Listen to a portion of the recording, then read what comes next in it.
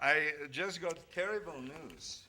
That just so I decided that I won't use the word integral this talk because I heard that we are just ruining the morale of participants by talking about integrals. Yes, I think that I can get official proof. Yeah, but I mean, I don't want that this is on tape. So you're ruining these people's lives by doing integrals?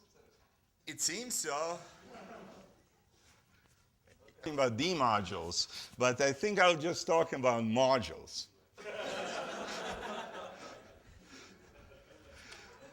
Okay, so I mean, we had discussions as we have every day after the lectures about what to do the next day. And while we were discussing, because let's see, today is Wednesday, so we have 2 more days. So first I thought about discussing in more details formulas and things on SL2.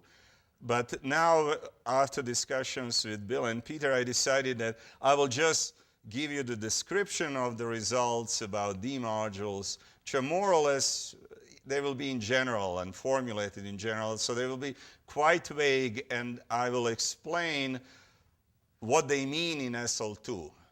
But just writing down everything explicitly, I think would be mostly waste of time, because you will see over and over some formulas which appeared in in previous lectures, like this formula I started with first time. But I think it's better to get some flavor of D module theory. If you really want to do to see calculations for SL2, there is a preprint of Hecht, Schmidt, Wolf, and myself on Schmidt's web page at Harvard. And there is one section which describes calculations for SL2 explicitly in a very, very elementary fashion. But what I will try to explain to you today, how Harishchandra modules are classified in general, irreducible Harishchandra modules using the theory of D modules, and give some indication how this relates for SL2 situation. It will basically just change the notation. So I will start with giving precise definition and statement of the theorem I stated last time for SL2 and in a special case. So let me denote by G a semisimple, complex semisimple Lie algebra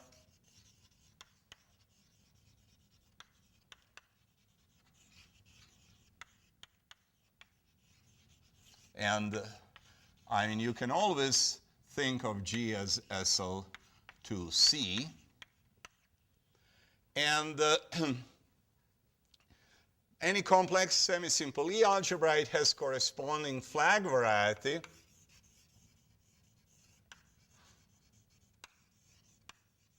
So this is the variety of all Borel subalgebras. Borel subalgebras are maximal solvable Lie subalgebras, if you want. And so this is projective variety. I mean, in my model, SL2 model, so X is just Riemann's sphere P1. And I look at it as a variety equipped with Zariski topology. So this is an algebraic manifold. X, it has its structure sheaf OX. And then I can define a sheaf of differential operators on it.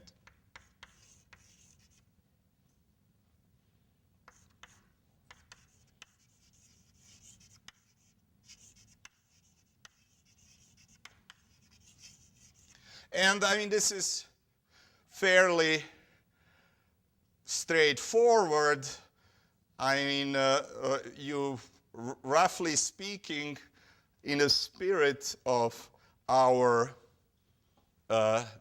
definitions, the simplest explanation what differential operator is that basically if I have a small affine open set, I look at regular functions on this affine open set.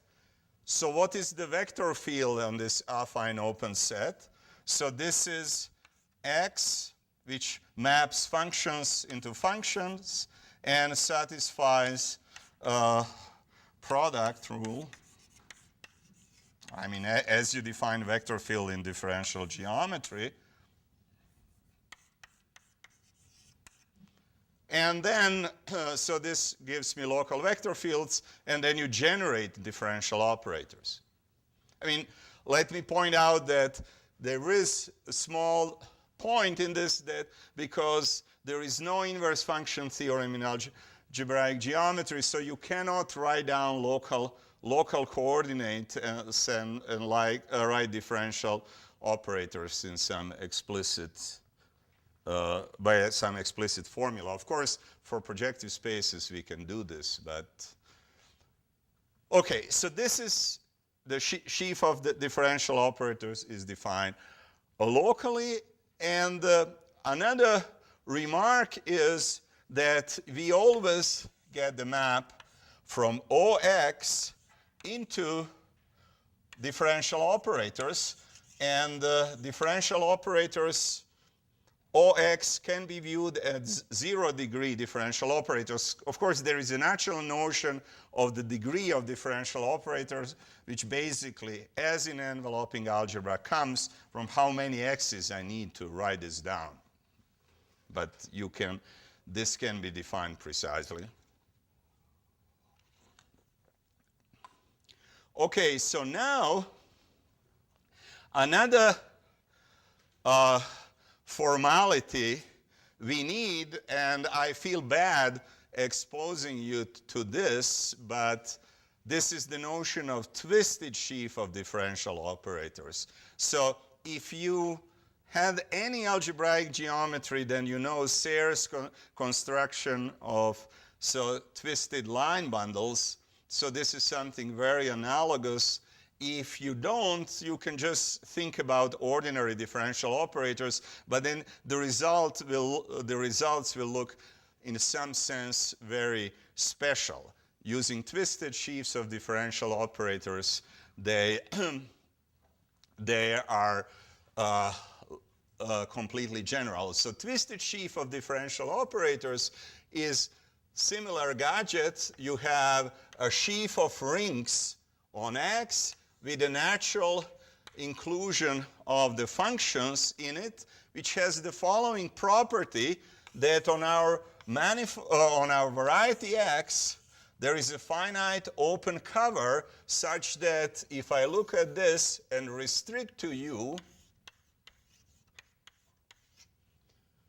then this is isomorphic, and this is the identity with the diff, say, of U.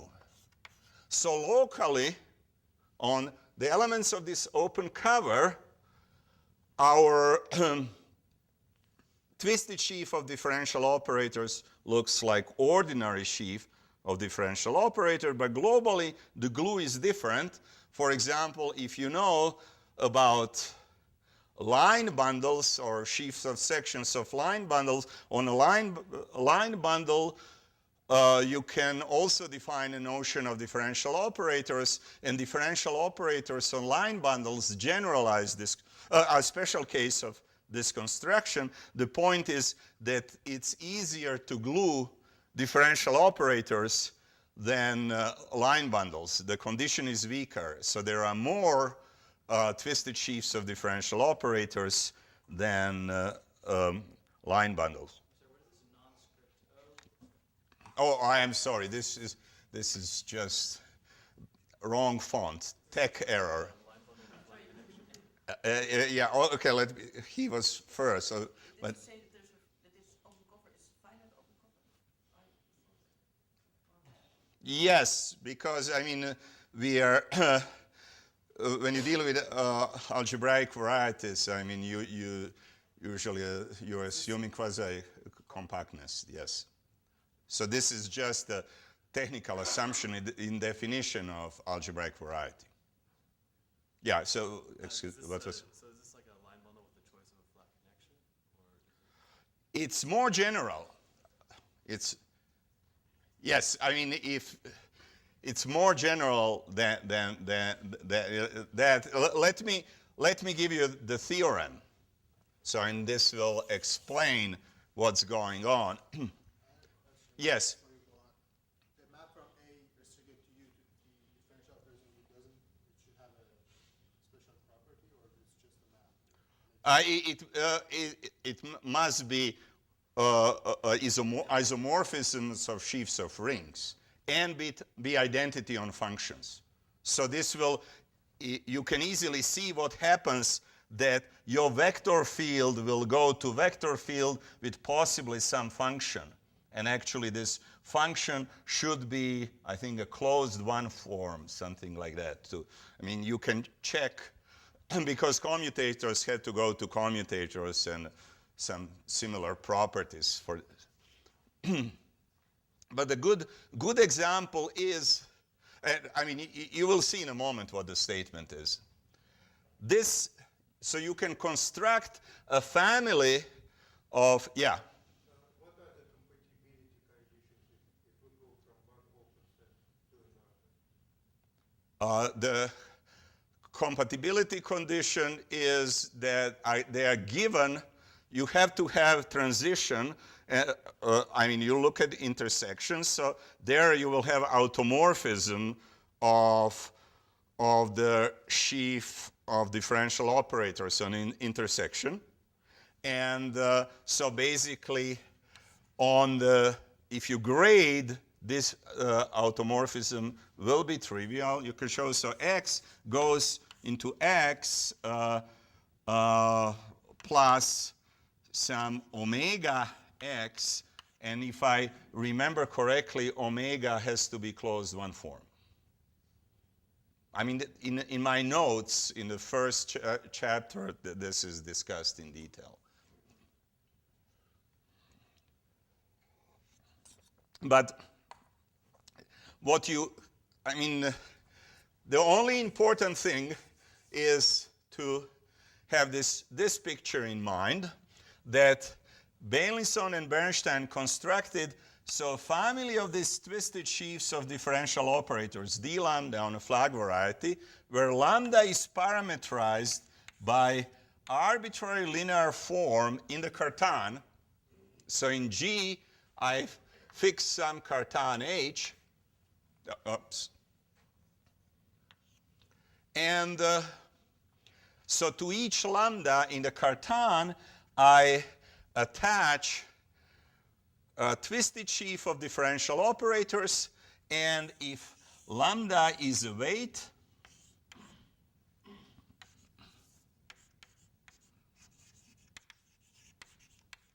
then d lambda is, I think, the sheaf of differential operators on the line bundle O lambda plus rho. If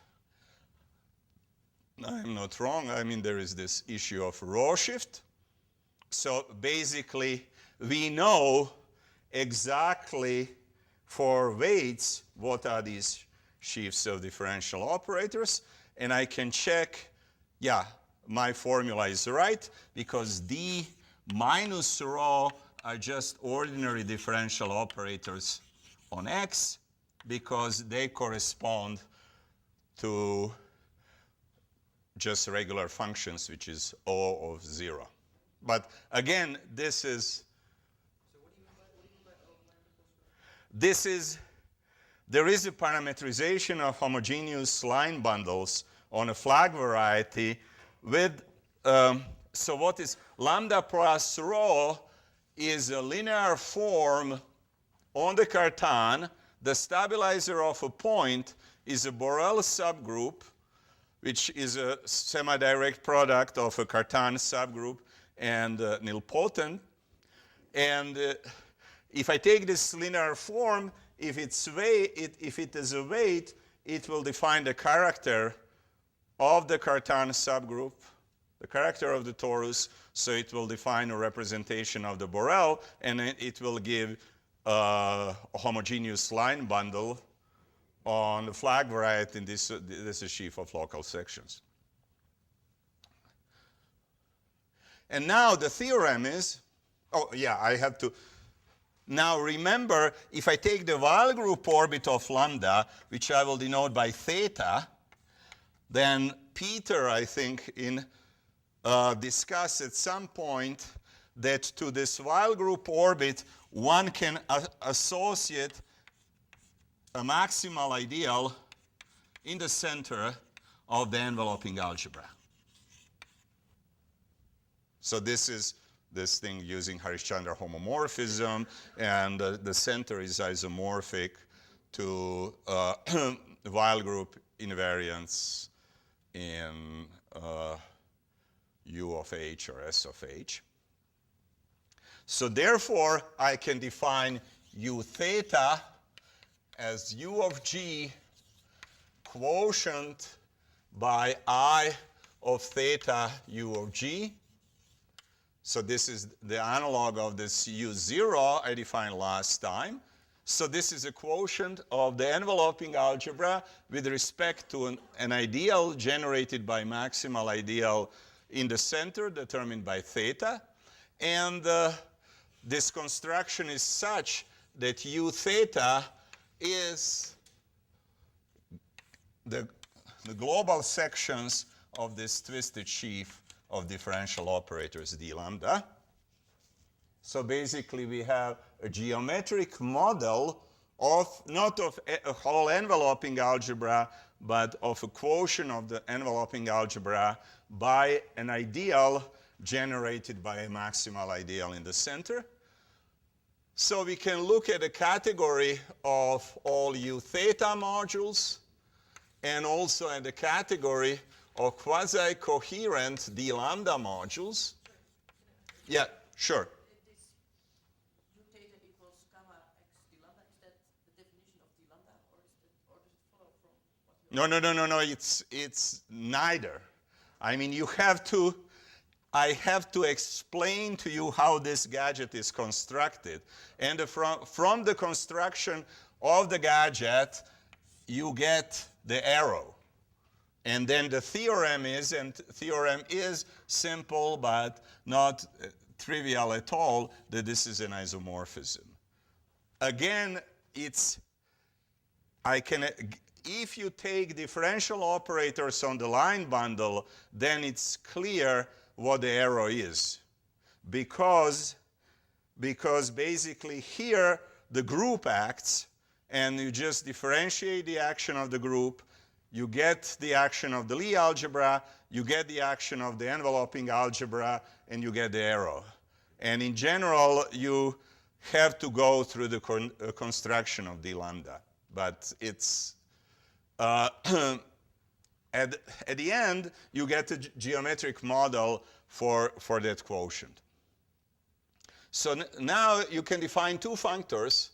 This is the localization functor, and this, of course, now the important point, which is really critical for a whole theory, is that the difference between this and the Serre's results, and this is why I wanted to do this in this generality, that this theta contains several lambdas, because the lambdas are in Weyl group orbit. So you have a choice, which is for generic lambda is just cardinality of W. So you can localize at several positions. So this is our localization functor.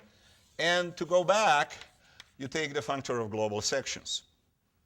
So and again, these are two adjoint functors.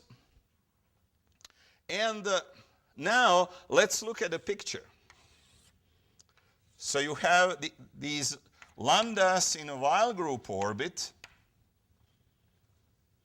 and at each point you can localize your category of modules over enveloping algebra. And you have these so-called Weyl chambers, which are defined by the hyperplanes orthogonal to the roots. And then there is one distinct chamber, which is the chamber, say, Borel-Weyl chamber.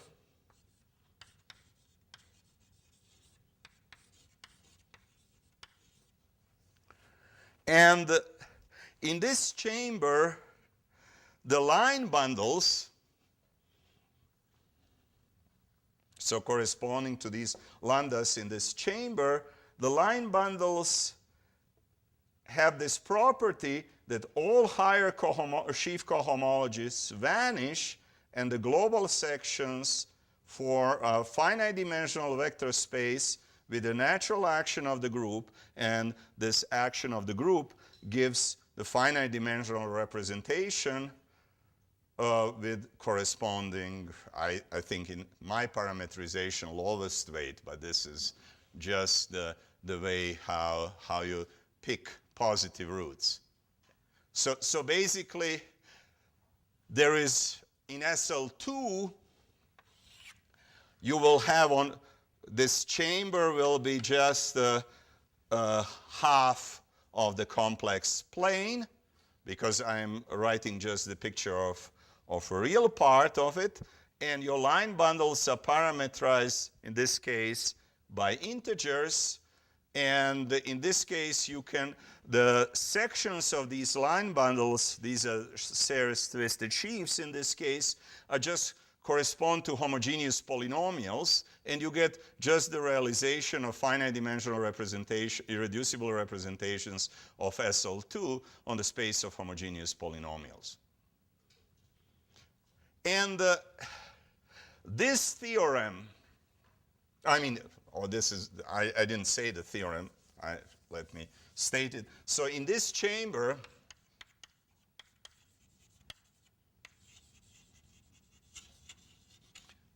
M u theta delta lambda into M q c d lambda and gamma are equivalences of categories. So this is the big result of Beilinson and Bernstein, and the main idea of localization theory. I have to tell you, what I said is slightly imprecise. Why? Because you get the equivalence if you are in the interior of the chamber. In the walls, this category is bigger than this category. For example, anybody who had some algebraic geometry probably knows that Serre's twisted sheaf O minus 1, so which corresponds to this lambda equals 0 in our parameterization, has no global sections, no higher cohomology. If you apply cohomology functor on that line bundle, it disappears.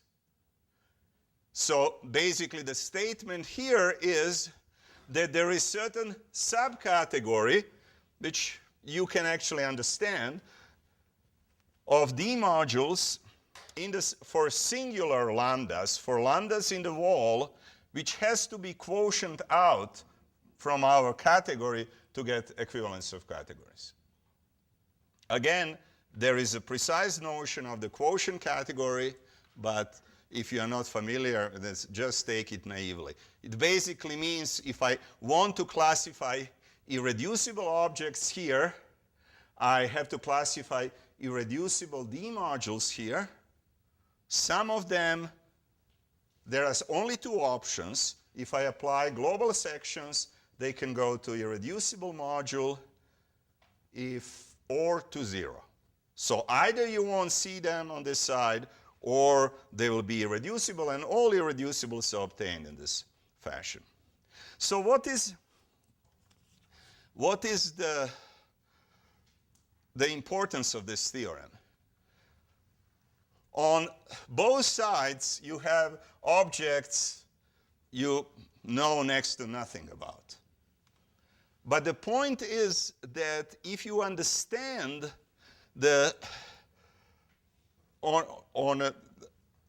some issue on one side, then you can transfer it to the other side. And for example, when we do representations, it's very hard to show that, for example, we constructed all irreducible representations. Usually you can play with all. It's easy to construct some irreducibles. You write down the representation, show that there are no invariant subspaces. For example, if you remember first Peter's talk, I think this was his first talk, when he was classifying irreducible representations of SL2, he said, let's assume that representations of K appear with multiplicity 1. And then he did some and he got the classification, but it was not clear that this is true in general. So in a way, this exhaustion statement is sometimes quite hard. The point is that in this machinery, because of the properties of D modules, which I hope I'll be able to explain to you today, and then Peter will talk more about this parametrization in one of next 2 days, I'll manage to convince you that for Harishchandra modules, the irreducible objects which appear on this side, it's very easy to classify. Just, you don't know, I mean, you have to work to see what they actually are, but to see the list of them, it's very simple. Another important thing, again, if you had some algebraic geometries, you can ask what happens in these other chambers.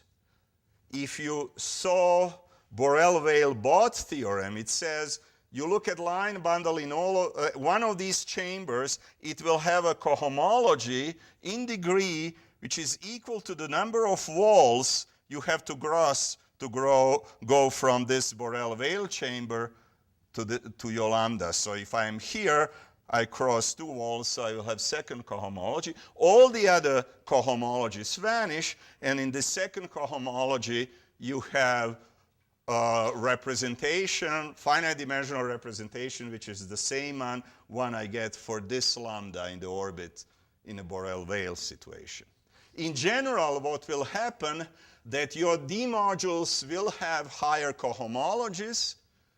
So definitely, as you see from this example, you won't get equivalence of categories, but you get something really beautiful in more general setup. You can replace these categories with corresponding derived categories, and you have derived categories, derived functors between them, and you get the equivalence of corresponding derived categories.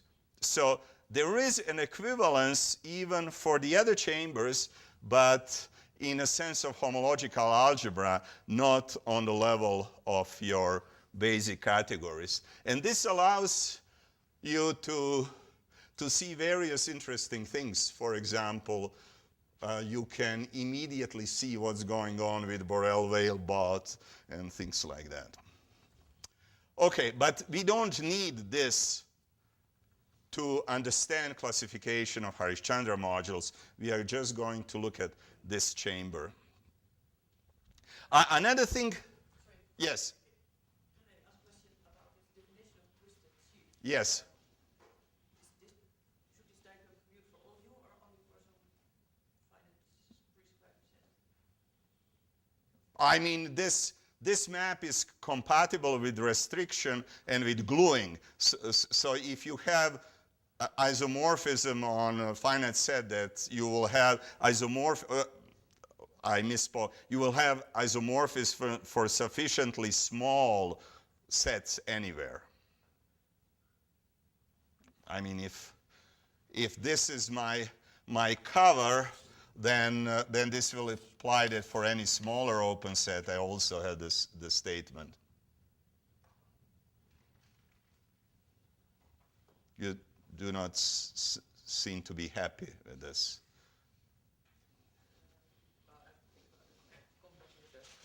Yes. You have not described this delta lambda functor. Oh, yeah, delta lambda. I'm sorry, I wrote it last time. Delta lambda of M is d lambda tensor over the global sections with M. M is U theta module, left U theta module. D lambda is right U theta module because the ring is global sections. So global sections multiply elements of the ring from the right. So I can form this tensor product, and this is tensor product in the category of sheaves. So this is just the localization functor as in Serre. So M is infinite dimensional in general. Yes, anything you want, yes. Okay, so now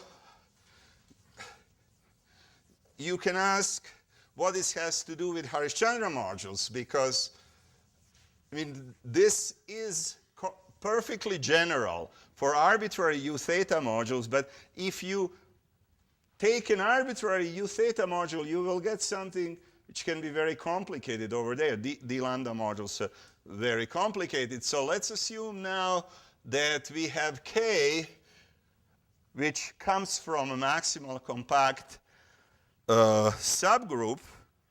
So in our case, this could be our circle.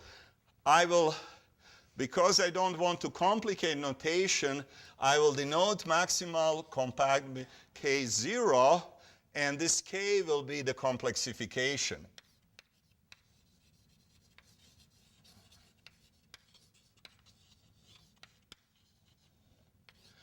Again, if you have circle, it's complexification. The sense of algebraic geometry is C star. And in general, I mean, you can embed any compact group into a complex group, and this it acts on a flag variety, and this action is algebraic. This is essentially one of the reasons is that we have to stay in algebraic category. Yeah. See, no, I mean, okay.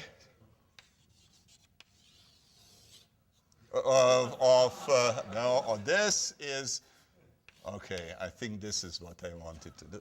So K is complexification of K naught. This is maximal compact.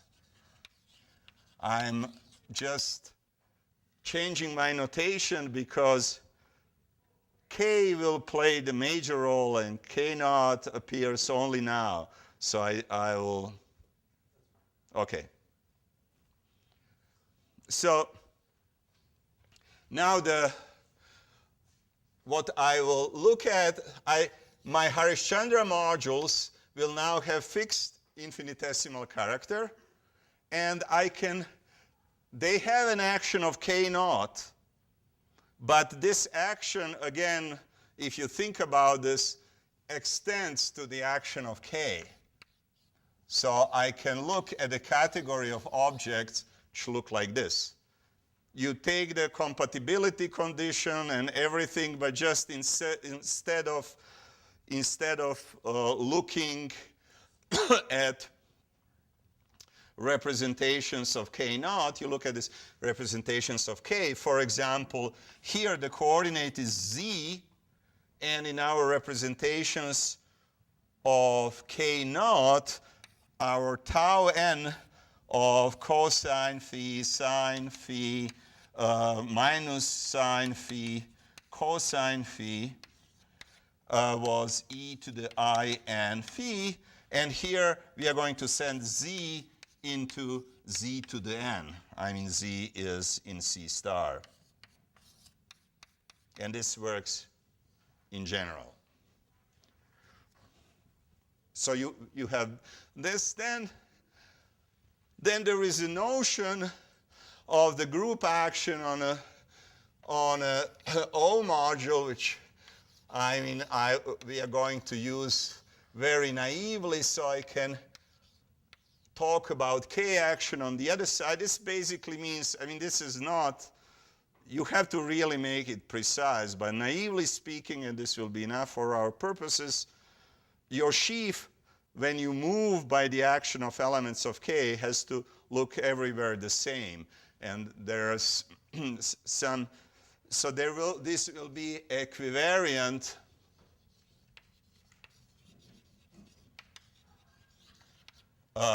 the lambda modules. And our functors go from Harishchandra modules. So these categories are called Harishchandra sheaves.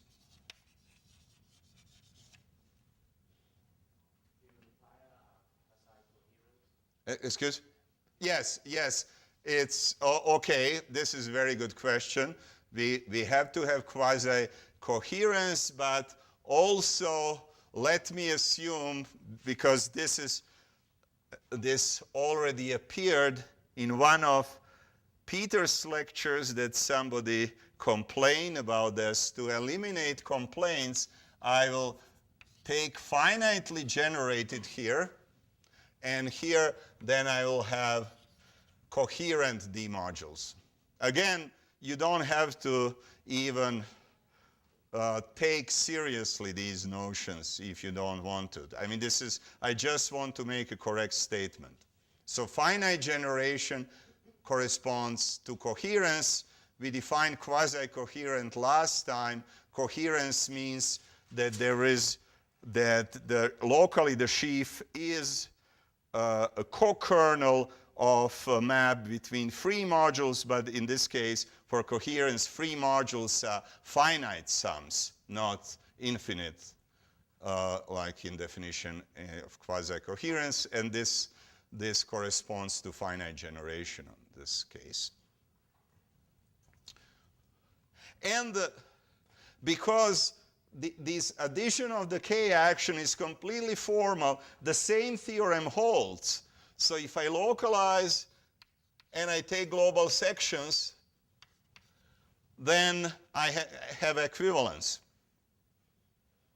Again, you can think that, so what did we get from this?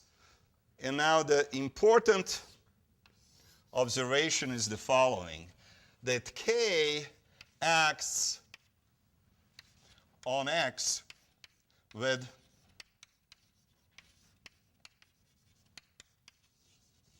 finitely many orbits.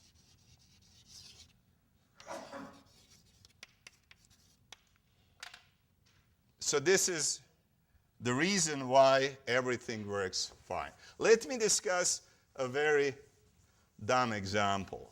Let's assume that we want to understand representation theory of compact group. If I take compact group, then K is equal to G. So this K is our group G, complex group G, which acts transitively on our flag variety. So I have only one orbit. And then, so here you have finitely generated things, which are representations of K. So they're just finite sums of irreducibles. Here, you just look at this. D module has to look everywhere the same. And if you just think about this a little bit and use this coherence assumption, then you can actually show that what you get on the other side are sections of, not of line bundles, but vector bundles with finite dimensional fibers. So basically, what you get, I mean, if you look at it more carefully, you get sums of line bundles. And then the statement that this is equivalence of categories is just the Borel-Weil theorem, because you get line bundles on one side, I mean sums of line bundles, and here you get sums of finite dimensional representations. So basically, the completely formal consequence of this machinery, it's Borel-Weil theorem. So you can view this as a generalization of the Borel-Weil theorem. But in general, things are a little bit more complicated, and let me discuss this. So I want to describe the construction of irreducible objects here.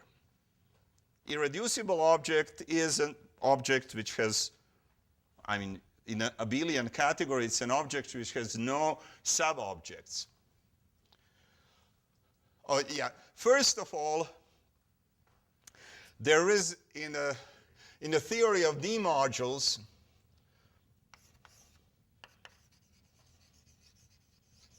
yeah, I have to do one simple excursion in theory of D-modules, and this is a local statement, so therefore I don't care about the twists. I can argue locally. If I have a D-module, say V, then to D-module V, I can attach so-called characteristic variety. And I mean, this is slightly, I mean, this requires some time, so I think I will just give you some rough idea. There is, I can, on this object, I have an action of differential operators. I can filter this object in some way, which can has to be made precise. And on this filter object, differential operators have a filtration by degree of differential operators. And if I take the filtration of differential operator given by degree of differential operators, I get certain filtration on my D module, then I can go to graded objects. So here, if I take a graded ring of differential operators, I have ring of symbols. This ring of symbols is commutative sheaf of rings, and it acts on graded module attached to this. And then basically I can I use some construction from commutative ring theory. I look at annihilator of this module, and I look at its zeros, and I get something which is called characteristic variety, and which doesn't depend on this filtration of V. And this characteristic variety is a subvariety of cotangent bundle on X, because symbols can be viewed as functions on a cotangent variety. But anyway, there is a theorem in D-module theory that the dimension of the characteristic variety is greater or equal to X, a dimension of X, if V is different from 0. So D-modules cannot be small. Characteristic variety has to be big. When you have the equality, such modules are called holonomic.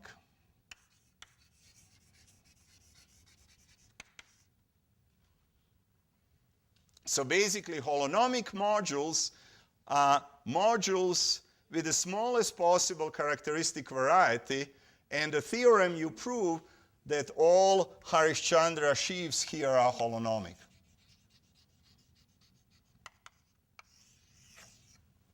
Yeah. These things should look like curves phi right over P1 then in the case of SL2 characteristic values. I mean, it's even simple like that because it is a conical variety, so you will have a zero sections and maybe some fibers at some points. For SL2, you will have a zero section over this, and at finitely many points, you will have some lines, say for holonomic modules. Yeah. So then the statement is that holonomic modules can be classified. Irreducible holonomic modules.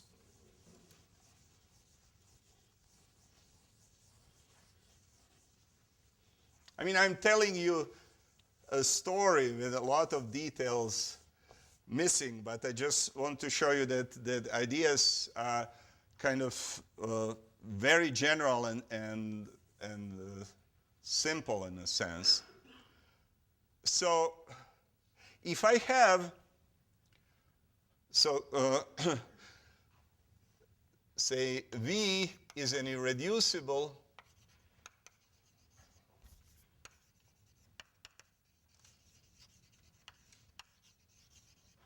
Harishchandra sheaf. Then any sheaf has a support.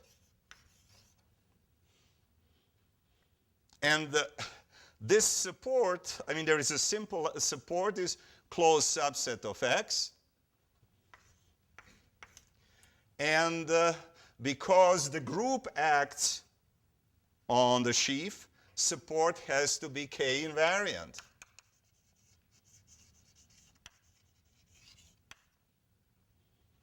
Let's assume that K is K invariant, and also because of irreducibility, it has to be irreducible.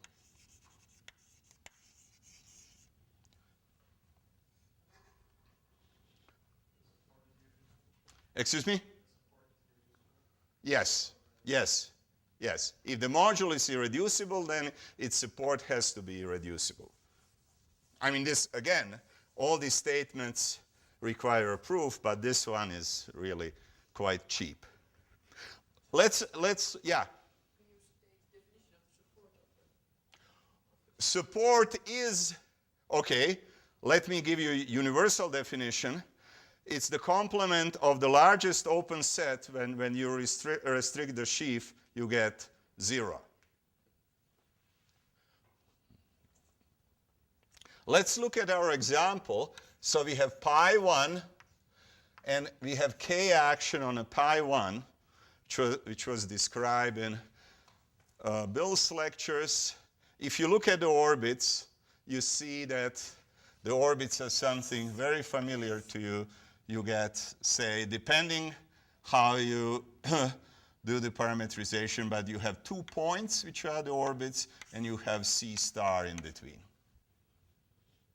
So for example, if my K is, if I realize it as a C star acts on Riemann sphere, and you will have an orbit which is fixed as 0, and C star goes into C star, and then infinity is also fixed. I mean, the only thing is if you look at actual action of cosine, sine, and so on a flag variety, the action here from C star into C star is multiplication. So Z here goes into multiplication by Z squared. But, and this is important, but, so how many orbits we have? There are 3 orbits. 2 of them are closed, and C star is not closed, but the closure of C star is everything. So you see that irreducible Harishchandra sheaves can have support either in these 2 points or in a full flag variety. So this, in general, you see that the support of V is the closure of a fixed orbit. So to any irreducible Harish-Chandra sheaf, you attach an orbit. So this is already gives you, there are finitely many orbits. So this gives you one invariant, which is very natural in this classification. So for example, if I take a D module on a Riemann sphere, which is a Harish-Chandra sheaf here, it can either live at 0 and infinity or in the whole thing. So maybe you should emphasize that you've already fixed the action of the Casimir. Everywhere the infinitesimal character is fixed. Yeah, I mean, we are looking at the modules for U theta, so the action of the center of the enveloping algebra is fixed. So the action of the Casimir, as Peter says, is fixed. So, yes? So this is just another proof of that the representation over an infinitesimal character are finitely many. Yes, this will be the general proof of this fact using D-module theory. I mean, I didn't finish this yet. Yeah, this is a very good remark. This is not a complete invariant, I have to tell you, but you're right. So let me give you the complete invariant.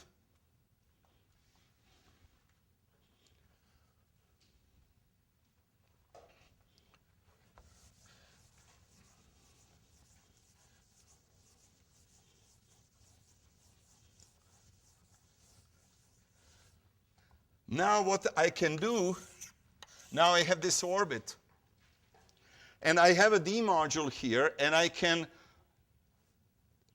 in the category of D modules, there are various constructions you can do. For example, I can restrict my D module, and I restrict this D module on the subvariety. And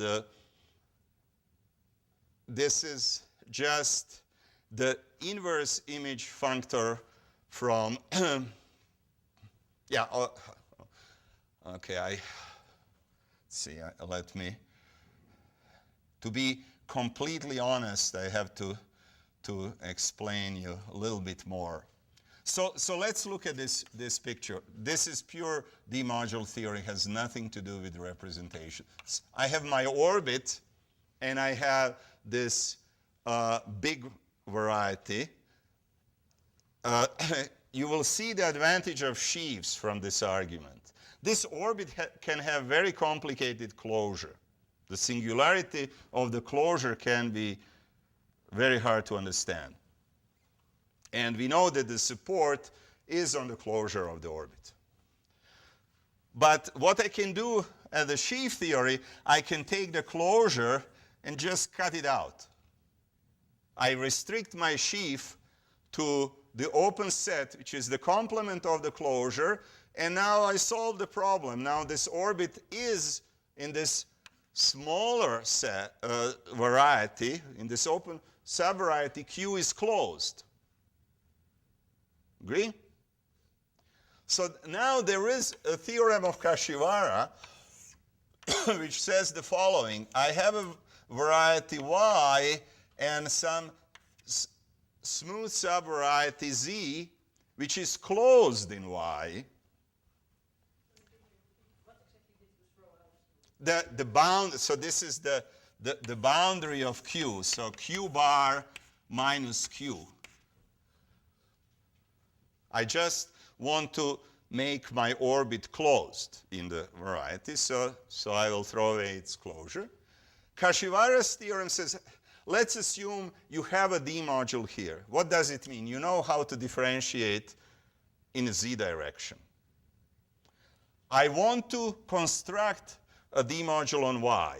I don't know how to do it. So let's assume that this is codimension 1. I have to add derivatives in the normal direction. So let's assume that here I have module W, script W, then I will do the sum of partial to the I goes from 0 to infinity, partial IW. And this is the direct image of this D module in the category of D modules on Y.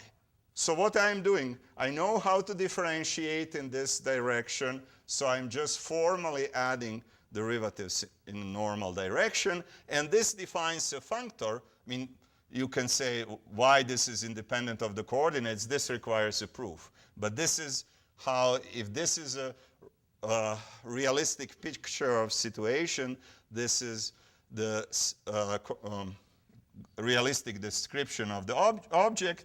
So if Z into Y is morphism I, this gives me a functor I plus from the category of D modules on Z into the category of D modules on a big variety Y.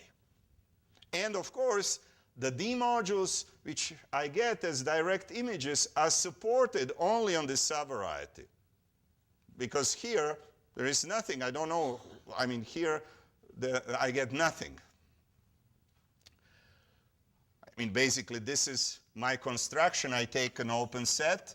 I restrict it to Z. I have this guy, and then I add normal derivatives. If on this open set, I don't touch Z, so I get nothing. So the theorem of Kashiwara says the following, that I plus from MQC dz, which goes in MQC, and I will put here Z of dy, when these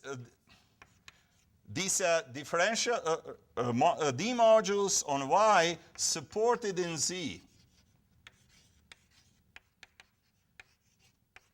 So this functor of direct image, which goes from D modules on a small closed subvariety to the modules on a big one, is a functor from here into modules on a big thing supported in a small thing. And what Kashiwara says, that this is an equivalence of categories.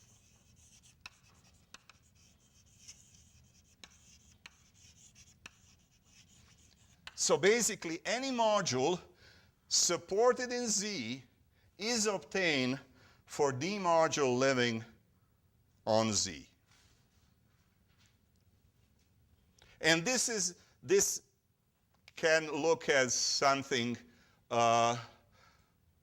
complicated to state, but actually proof is very simple. And if you look at the proof, it's very similar to the arguments Peter was doing with Verma modules. Actually, I'm sure that it was inspired by these arguments, because you just apply these derivatives and then multiply by the equations of this thing to go up and down, and you use this to prove the equivalence. Ooh, yeah, excuse me? This is his master's thesis. Yes, yes. Okay, so let me just take just few minutes to explain the classification. I mean, we are almost done. See, what do? So we have this V, which is supported on Q. We throw this out, so V restricted to X plus is now D module on X prime is a D module supported on this orbit Q, which is now closed in X prime. So this is I plus, this is direct image of some D module I will denote by tau, which is a D module on Q. It inherits some twist, so let's put lambda here. I mean, it's... So what can we say about tau now? Tau is a D module on the orbit. On the orbit, the group K acts. So in this special case I discussed moments ago, I said that here I will actually get a sheaf of local sections of a homogeneous bundle on the orbit. And actually the D module action would be what you suggested. This will be a homogeneous bundle with a connection, and connection will give the action of differential operators.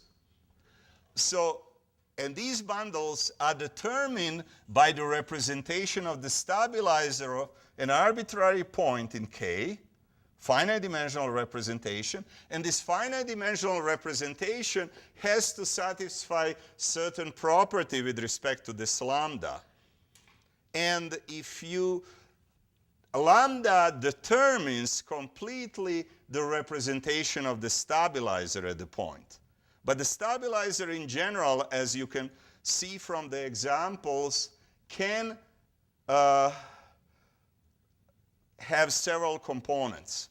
So you know just the representation of the identity components. So the representation of the whole group, there are finitely many choices because there are just finitely many components. So this is the only additional information you need to know, that if your stabilizer is not connected, then there will be finitely many possible connections, tau.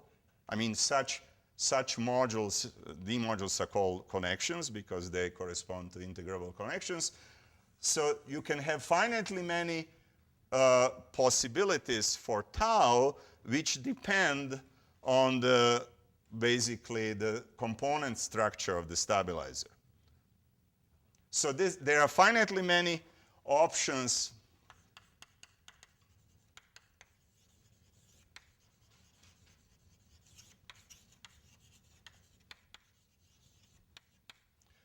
I should mention that this connection has to be reducible. You cannot write it as it doesn't have a subconnection, and this is equivalent to the fact that this representation of the stabilizer has to be irreducible. So I have some finite dimensional irreducible representation of the stabilizer, and I get this I plus tau. This is my Vx prime. So now, now we are really almost done.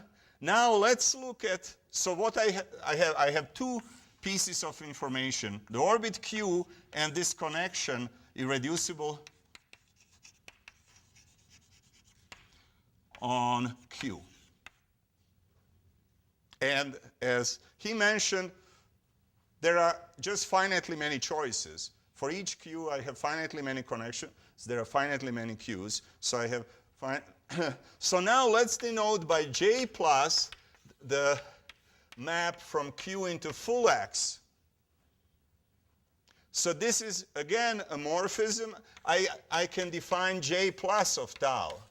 So this is, say, IQ tau. This is so-called standard module. Standard module. You can, this standard module is, you can take this construction in Kashiwara, you have it on open set, and then you just take the direct image on the whole thing. But again, technicalities are not so important. So this is holonomic. Because it's holonomic, it's a finite length. And then the most important thing, which is completely formal, that it has a unique, irreducible submodule, a sub-Harish-Chandra sheaf, LQ tau. So to each set of geometric data, orbit and the connection on the orbit, I attach the standard module. This standard module has a unique irreducible submodule, and this LQ tau is equal to my V. And this gives the classification of irreducible Harish-Chandra sheaves. They correspond to orbits and these irreducible connections on the orbits. And then the Harishchandra modules on the other side are just global sections of these guys. Yes? How do we know that this map J plus exists if Q is not closed in? Okay. Because you do this, I mean, the simplest way to explain is to do this in 2 stages. First, I throw away the boundary, and I had the D module on X prime. And then I have X prime sitting inside X as an open set. If I have a module over differential operators and open sets, then I can take ordinary sheaf theoretic direct image on a full X, and I have a D module there because I take any open set in X, I intersect it with X prime. I get an open set on X prime where my sheaf acts, and I declare this the sheaf on X. So this going from open set to whole thing is formally simple, but it can add garbage at this point. So this is why this module can be reducible. I think I will say now I should stop, but next time, before I talk about invariant integrals, I will describe this in a case of SL2R, so you will see how you get this construction, and you will see precisely that sometimes these standard modules are irreducible, sometimes they are reducible, and what this actually means. So I think this will give you much better picture what these constructions mean. I mean, the only important thing to realize from this is that to have in mind that this correspondence between this geometric data and this object is more or less very formal and functorial. So it's very simple and doesn't require any calculations. You pay for this, that you have no idea what are global sections of these guys in general. You have to then work to relate this classification to the classification we did before, and I will explain this in the case of SL2 next time. Any other questions? Yes? Mm-hmm. Yes. Yes, exactly. Because the stabilizer, this is what they say, that the mapping is Z square, Z goes into Z square. So the stabilizer of the point is Z2, and you have just 2 connections which correspond to 2 principal series. Yes? That's what I'm talking about. Oh, okay. Okay. No, I wanted just to explain the D module side, but yeah, okay. Yeah. Yeah, if you want to talk about this, I'm fine. I lost my voice already, so.